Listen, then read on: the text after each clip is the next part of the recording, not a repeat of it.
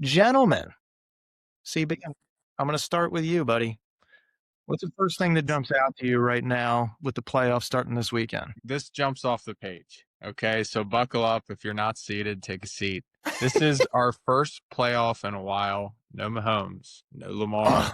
dude, I got to say, I am floored that they are out of it. With him in it, no matter how bad they are, it just Yep. seems inevitable that somehow they'll find a way. So, what a delight. Goodbye, Chiefs. Goodbye, Swifties. We can move on. Continue. Sorry for.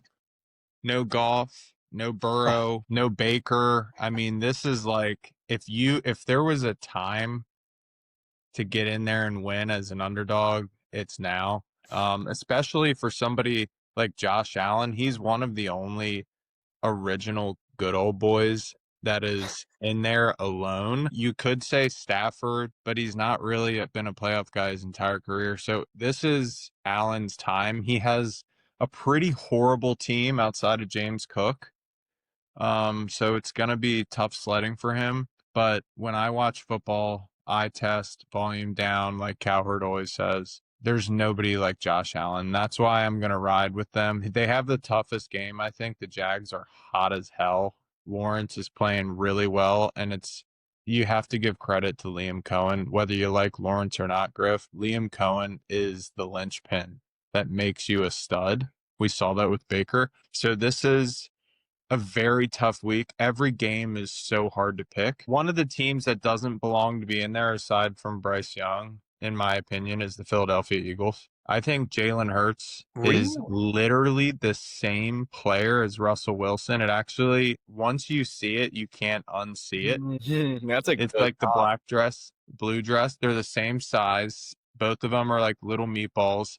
They both throw deep balls, and they're both slow.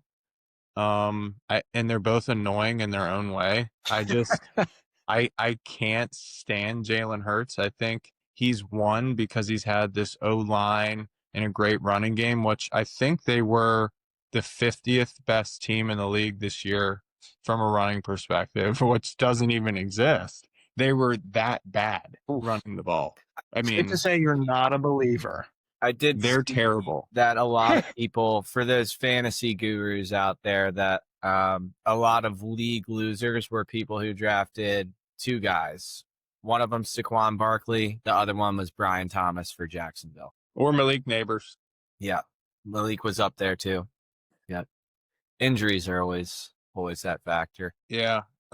It's not a good year. It's going to be exciting because the matchups are good. But if, like I said earlier, if there's a time to strike, the iron is red hot. These Look, man, playoffs.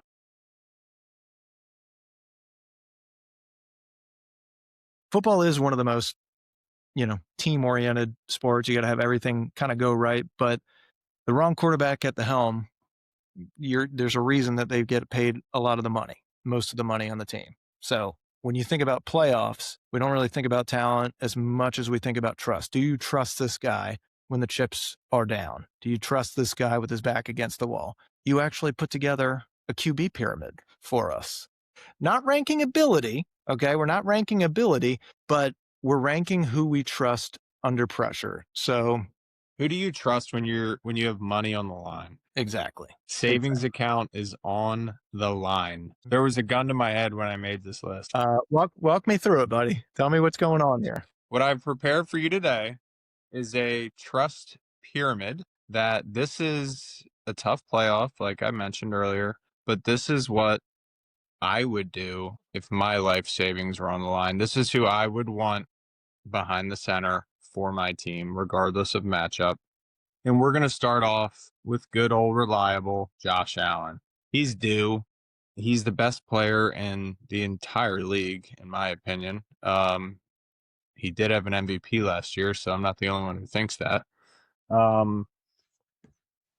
Problem is, he's got some pretty bad receivers, decent tight ends, best running back in football, rushing title, thank you, James Cook. Decent O-line. Defense started out pretty horrible, but they kind of picked it up in the recent weeks. So trust factor, regardless of the team around him, it's going to be Josh Allen. And I think we saw this when he played New England. They were underdogs, if I remember correctly. Maybe they weren't, but I'm pretty sure they were. They were. And they came back and won, and I think they were down like 21-zip. So he does this shit every year. He's the king. He can run, he can throw, he can put the entire team on his back, and him and James Cook, I think, are enough to do it. So Jacksonville's tough. It's in Buffalo, right? No, it's in Jacksonville. In Jacksonville. Yeah. So weather's not going to be a concern. I mean, unless there's a little rain or something. But even then, if it's rain, we're talking A guy that plays in more Buffalo. running, right? So then wouldn't it be in their favor? Yeah, I mean, weather's not a concern for him. Maybe for the Clemson boy it would be, but either way, when it's down south like that, I like it. I'm thinking it's going to be a shootout, and I'll take Josh Allen in a shootout versus Mahomes versus Burrow. I'll take him any day of the week because he's got more tools in his tool belt than anybody. So Hand to God, I will say the only reason I totally agree with the top of the pyramid right now. If Mahomes is healthy and they're in it, different story. But without him, this guy, he's got the most playoff wins and the most, not the most playoff wins because Rodgers is still here, even though he's ancient. But of the guys, of the real contenders that are still playing, he's got the most playoff wins without any Super Bowl appearances or anything like that. So he is due. Question is the team around him good enough? But I know that when his back's against the wall, I know he's ready to perform. That's still the game against the Chiefs where they went back and forth the 13 seconds. I've never seen anything like that. Never in my life. Yeah, have I seen anything. I don't know that we will again. That was the wildest sequence, but homie was ready to win that game and played like it. And it just freaking cheetah. And I'll compare it to, there's a direct parallel to Josh Allen and James Cook, and it reminds me of LeBron and Kyrie Irving. And what they do, they took down the Golden State Warriors. So it can be done. Even if you have the worst team around you, it can be done. So that was a pretty bad. Well, I would say the 2018 team was worse for old Cleveland. But okay, let's get into the meat here of the pyramid, because you got some interesting names in here that I personally would never have seen on a second or third tier. Go ahead. Okay, second tier. Glad you asked. So Drake May, they did have an easy schedule, sure. It's still the NFL. I don't really care. People bring that up all the time. It's the NFL. Win's a win. They have a great coach, decent O-line, good running backs, decent receivers. He is trustworthy to me because I've seen him make every single throw this year, every run. He's tough. He's not cocky. He's just kind of quiet and composed. I trust the guy. His record speaks for itself. He's got a great record. He also has the highest yards per attempt and the best completion percentage and great metrics under pressure. So I think the only knock on him is takes maybe more sacks than they want him to. But dude, as far as a Carolina QB, shit, man, this guy is performing.